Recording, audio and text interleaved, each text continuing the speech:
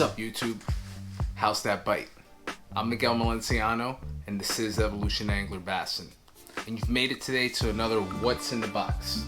Today we're going to be covering that fall feed finesse squad. And stick with me because it's going to be fast and furious. Got a lot of episodes to pump out for you. Just got all these baits fished with and they're hot off the presses, so let's get right into the action. So first off, hold on.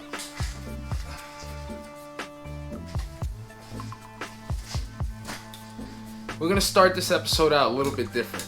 I went ahead and added a fishing rod to this order. It's a 7-1 medium fast action Shimano Spinning, and we'll get to all the specs in a second. But the reason why I wanted to start off with more of a finesse approach to the fall transition leading up to the fall feed is because there could be plenty of iffy days where you just don't know what these fish are doing. I mean, it's a busy time of the year. You have a lot of fish doing a lot of different things. It's just like the spawn period of the year, where it's not necessarily all fish doing the same thing at once. You know, there's a lot of diversity going on, and that could just throw you off. You know, one day the fish could be here, the next day could be there. You know, the very next day after that, the whole bite could be shut off. So I'm gonna give you that backup, that go-to, that other option for you if your power approach is not working. So that's the basis for this episode, and yeah. So a busy time of the year, but also a fun time of the year. But I find that the key difference is exactly that, is the fish transitioning. It could be a little bit more of a challenging puzzle to put together. And again, that's why I want to start you guys off with your go-to backup, with your fallback option. So starting off, we have a 7'1" medium action fast tapered Shimano Spinning Rod here. And I was in the market for this rod anyway. It just perfectly coincides with the time of year and with the baits that I'm going to be talking about. But my very first rod was a Shimano Spinning. It lasted me about 6 years and it was still going. I just didn't want to push it anymore. Did a couple repairs, a couple guide replacements to it, and off the last one I was like, it's time for a new one.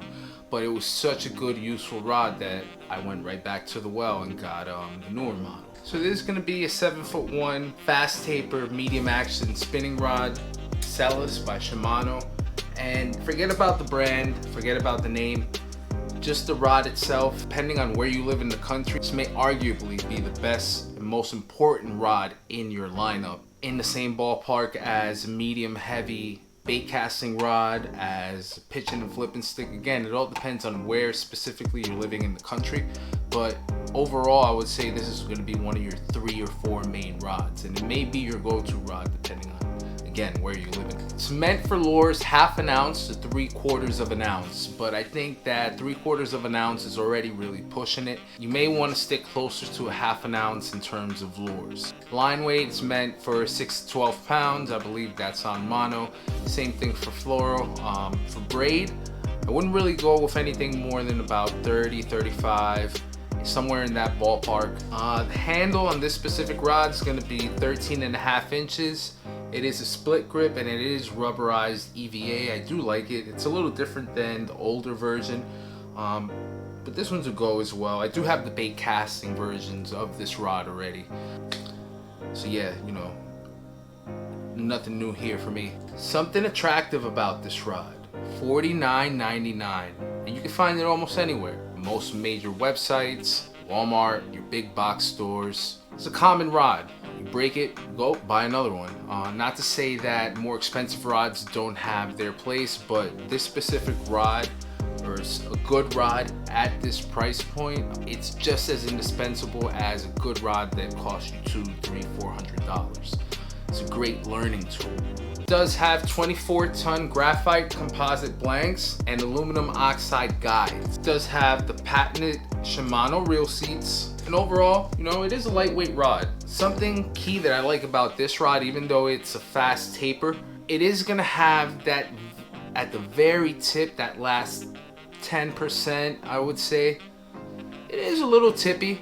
You know, it helps with certain applications. I don't know if it's just that I've gotten used to it or it's just better overall, but I do like that. A little bit different than your regular fast action rods. I would say maybe a little bit more than 10%, 12%. You know, for $49.99, extremely sensitive rod. I mean, I use this rod a lot for drop shotting. This is my worm rod, and this is also my small swim bait rod. I do use this for a ton, if not almost all my finesse applications, along with my G Loomis. Yeah, again, just indispensable for the price point. So what reel did I pair it with? I actually left the same reel that I had on already.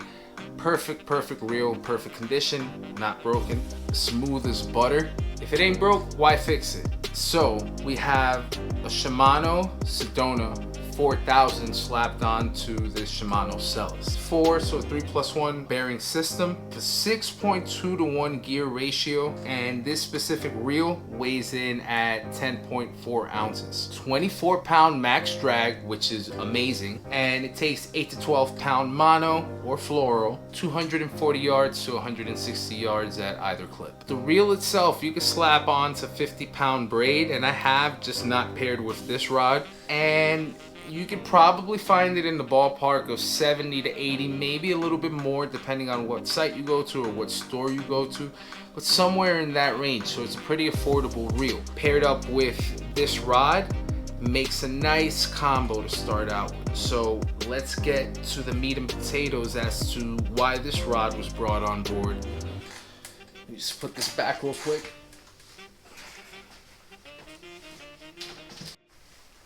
All right. So let's get to the baits. So let's start you guys off with the Gambler Burner Worm. Here's the worm itself. Let me get one that has a good streak of color.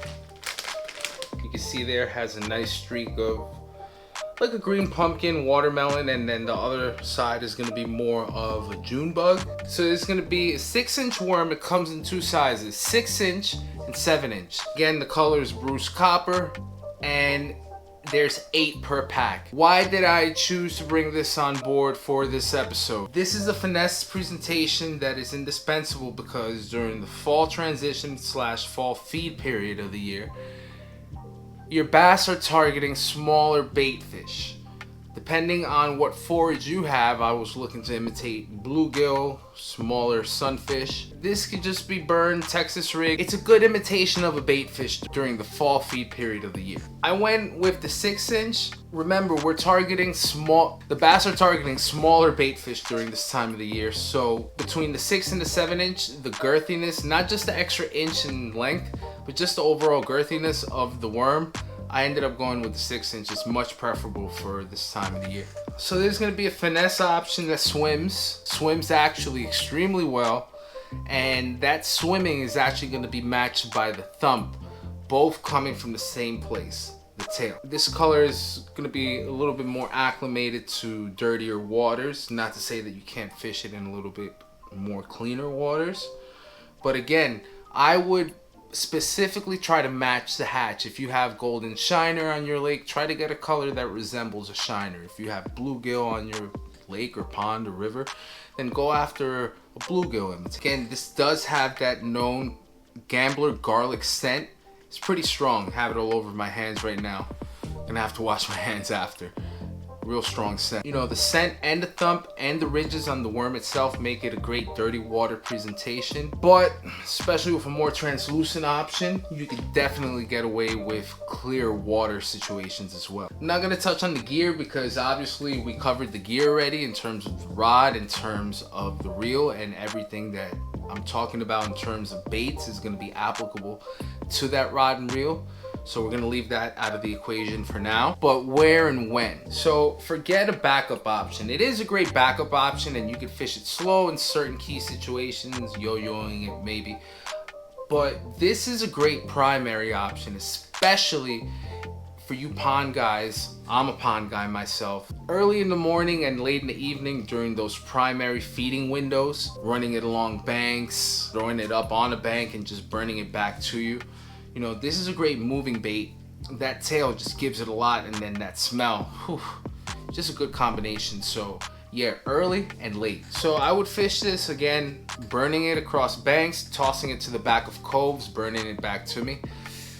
Burning it along the edges of pads or moderately paced along the edges of pads or even over submerged vegetations, and whenever you fish, you pass it over a hole, you let it fall down depending on what weight you have, whether it's a 3/8, whether it's a 1/4 ounce, whether it's a 1/2 ounce. It all depends on the water column and the depth of water that you're fishing, whether it's 5, 8, 10 feet. I would just let it fall in the holes and bring it back up and then burn it right back to me. And again, the most important part of this whole equation is to try to match the hatch. You're gonna hear that a lot from me, not only in this episode, but moving forward over the next couple weeks. You know, it's a big deal, match the hatch right now. That's the mode that these fish are on. You're gonna see it's just gonna turn on in your area from 1 minute to the next. Super binge mode. It may be hard to stay on them, but that's the mode they're gonna be on predominantly. All right, the next bait. We're gonna go with the Netbait STH Finesse Series tube, and I got this in the real Gobi color, and this is gonna be a 4-inch tube. It's gonna be 8 per pack, and what I like about this tube is the ratio in terms of tail to body. They do have it in a smaller option as well. I believe it's a 2.75 version.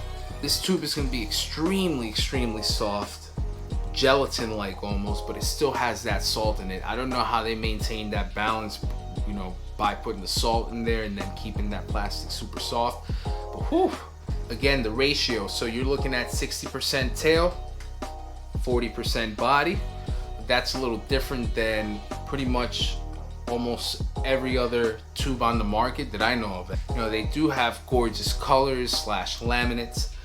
This one leading the way, Juvenile Gobi. I've been looking at this even after I purchased them on Tackle Warehouse just to see how fast they would move, and on other sites, and this color goes like that. So this was a Netbait ICAST 2021 drop. You may have heard, and I'm just gonna go out on a limb here and say this is the best feel, even though I like me a Zoom tube. This is the best feel to a tube that I've had so far, just by feeling it in my hands, just based off of the catches, just playing around with the tube. You know, it's a good deal. And then I also paired this up with a couple of items. So when I wanted to go weedless, I got these Gary Yamamoto insert weights, snag-free weights. They actually go on the inside of the hook, and I'll show you real quick. Grab a hook. This looks to be like a 1/0 hook real quick. So how these work, I got these in 1/4 ounce, and I want to say 3/16. Pretty sure it was exactly at 3/16 and 1/4 ounce. So these will go inserted into the hook, right by the hook shank, and then what you do is you just insert and work the tube around it. A little bit impossible for me to show you now, a little bit messy as well, especially with these tubes. These tubes, by the way, also do have the garlic scent. And then the other way I was rigging them, so these Deeks tube spins, these jig heads are pretty awesome. I'll show you. So this is also a great tool for the fall feed now. It's not broken, this comes separated. You have to attach it yourself. For purposes of rigging, it does come unattached this way. So you have your tube weighted jig head here, and then you have your underspin. So on days where you need to be a little bit more finessey, I like it using a tube to imitate bait fish anyway. It doesn't matter if it's the fall feed period of the year.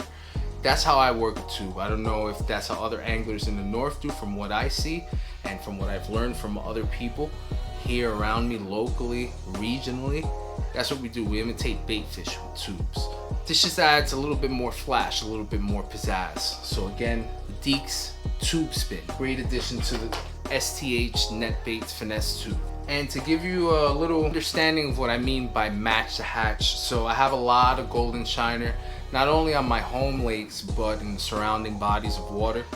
So this Juvenile Gobi may not be 100% match, but especially in dirtier water where they can't get a good look, there's a pretty good match. Even in clear water, there's a good match. Especially if you're just working the bait, zigzagging it over the top, submerged vegetation. you're gonna get you a biter. All right, so where and when? I'm gonna start out by saying this is a tube. Any time of the day, pretty much on any day. If I had to whip out one bait, it doesn't matter the time of the year, the place, had one or two options, the tube would definitely be right there. So you can fish this deep ditches, humps, rocky places, shallow to deep transitions traditionally, right? But again, like I said before, I've always fished this shallow, around a lot of vegetation, preferably around pad edges, where I can yo-yo it, let it fall, bring it back up, let it fall again with that erratic motion, and I've always fished them in bait fish colors. Again, I'm speaking for myself. I know that's not the traditional way to fish it, but for this being one of my complete confidence baits and fishing it that way, enough said about that. I've caught plenty and I'm gonna keep catching plenty doing it that way. So if you wanna give that a try, match the hatch, look for a color that matches the forage in your lakes, your ponds, your bodies of water, and give it a try. All right, moving on. I'm gonna have to completely wash my hands after this. The next bait we're gonna talk about is the Lake Fork Ring Fry, the 4-inch version. And I got this in the baby bass color. This right here, this bait right here, this is a staple in the wacky rig game. Incredible action, incredible scent, just as good as the Gambler scent. Some of you probably haven't smelled that Netbait STH Finesse series tube scent, but it's just there as well with that garlic scent. But this right here is the king daddy of them all. If you like garlic, you're definitely gonna enjoy this worm right here. Color is key here. Again, you're imitating small fry on a vertical presentation. Wacky, pretty self-explanatory why you'd want to fish this wacky. You could probably fish it a couple other different ways, but definitely wacky is gonna be 90% of the rigging, 90% of the time. Color's key here. Baby bass, imitating small little bait fish or fry. Bam. The actual worm. This is a super effective finesse presentation, but a wacky rig, I'm not saying anything new, is go to anytime, but especially in dirtier water, you may want to whip this out. The reason why I say that is because in dirtier water where visuals aren't as much of a factor, you can rely on the large tapered rings that the worm has, on the actual action, and the movement of the worm gives out a little extra thump as well. And then, you know, you're not gonna want to waste something like this incredible scent in clear water. If that's all you have around you and that's what you're fishing, great, no problem, whip one out. But this is gonna be almost tailor-made for dirtier water situations. Then again, if you're fishing a lot around shallow cover, around shallow vegetation, there's another great go-to in those instances. Gear is gonna be the same thing, medium action spinning rod. One thing I gotta say about gear with this though, do use a wacky rig tool. I'm gonna wanna suggest that on a lot of worms, but especially this one. You know, it just fits almost perfectly inside the ridges there. You cross them over, you put the hook in, you're good to go, you lose less worm. Where and when? You're gonna wanna whip this out on post-frontal days where power fishing in the fall is clearly impacted and everything's come to a halt for a day, second day, maybe the third day still you're fishing this, until things even out. Especially on sunny days where these fish are gonna be a little bit more laid back, undercover, tucked into stuff. And again, if it's a post-frontal situation, even more so. You know, these fish are finicky sometimes, so this is definitely something to whip out on those days. I'd use this weightless or with very light weight, like a 3/16 ounce weight. You can Nico this as well. The cousin of the wacky rig. You could definitely Nico this as well. The cousin, I feel like the Nico rig is the cousin of the wacky rig and the shaky head. Both of them morphed into one. Anyway, and you're gonna want to fish this around laydowns, especially complex laydowns, especially if you're going weightless. Gives you a little bit more room for error. Look for those nice, dark, shady, complex laydowns. Or the backs of coves, literally as close to the bank as possible. Bluff walls, standing timber, submerged vegetation, pad edges, docks. I mean, it's just endless. You see it, if it's a target, you can toss to it, you can fish it with this right here. All right, moving on to the next worm. So we are gonna have the Riot Baits Synthworm. There's gonna be a 4.75 inch worm, salty as you can see. I got this in the Morning Dawn color. It is laminated. and there are 8 per pack, not bad. The laminate varieties on this worm, so I believe this worm only does come laminated, but the colors, these are just off the charts. I'm pretty impressed by that. I do gotta say, great colors. I got this in the Morning Dawn. Almost tailor-made for match to hatch bait fish options, especially now during the fall feed period of the year. Floating worm looking like an injured bait fish near the surface or right subsurface. You really can't go wrong. Again, great feel, decent durability. Not the most durable worm in the world, but decent durability. And you know, that salt ratio is almost just right, sitting near the belly of the worm. Yeah, so where and when? I would fish this by swinging from the front to the back of coves, almost like you would work a buzz bait. Remember, you're working this as a floating worm. I like to burn a floating worm like a stop and go. Burn, stop and go. Swing your way around the cove, those creek arms, top water. Just again, same way you'd work a buzz bait by covering water. Cover water that way. You're gonna get bit on those in-between days where it's cloudy but sunny, but cloudy but sunny. You know those kind of days. This also works pretty well, believe it or not, as a Texas rig, as long as you have a very light weight, like a 1/16 or just very lightweight in general, and specifically around timber or grass. Try not to get your hook buried though if you're using it as a Texas rig. So Synthworm by Riot Baits. All right, and then we got one more, guys. So we're gonna have here, it's the last of the pack too. I fished the crap out of these. This is gonna be the 3-inch Networm by ROBOWORM, and this is gonna be in their twilight color to be specific. So the palette of colors and the laminates that ROBOWORM has is actually gonna be second. I believe they probably have the best laminates in the whole country. Comes in 3-inch, comes in 4-inch, plus all the ton of colors that I invite you to go see. By the way, I'm gonna leave links in the description as I always do, so you can go ahead and grab anything or everything that you see here today. It's up to you. Again, in terms of color, this is going to be absolutely the best Networm option on the market, and the reason why I added this to this episode is because of that. So you can go ahead and explore your different match hatch options. Not everyone's in the same situation. Of course, you can find some to match a bluegill, you know, some common like that, but if you have a very specific deal going on in your body of water, give ROBOWORM a try. You're definitely pretty sure to find something that you can match the hatch with. So they do have nice attention to detail, nice salt content, and nice working of the worm. A lot of ridges, you know, the actual cast of the worm. It's a nice design. And again, guys, there's the Finesse presentation. Is Midwest Finesse right here at its best. You can fish this anytime, on any day, any time of the year. Blindfold me, give me a Ned rig, I'm good to go. Self-explanatory there. It's just giving you more options of what you might want to throw in terms of finesse. That was a backdoor option for you. So yeah, guys, that was a quick one today. I have a ton more episodes coming up and some extra surprise mashup episodes. You'll see what I mean once I come on with it. Thank you to all the new subscribers. Channel's moving right along. Be sure to comment, be sure to like, be sure to subscribe. Again, links in the description down below to all these baits and more. Go ahead and take a look. Fall feed came like that this year. I'm in the Northeast, so in the spring it's opposite, right? Everything starts warming up first in the south, and here in the Northeast we're dead last in getting some action in terms of spawn. But in terms of the fall feed, it's the opposite. Things are happening fast here. I'm having to slow down a little bit at the same time, give you guys a little bit of time to catch up, but nevertheless, that's what I got for you today. I'm Miguel Malenciano. This is Evolution Angler Bassin. Thanks for joining me. See you next time.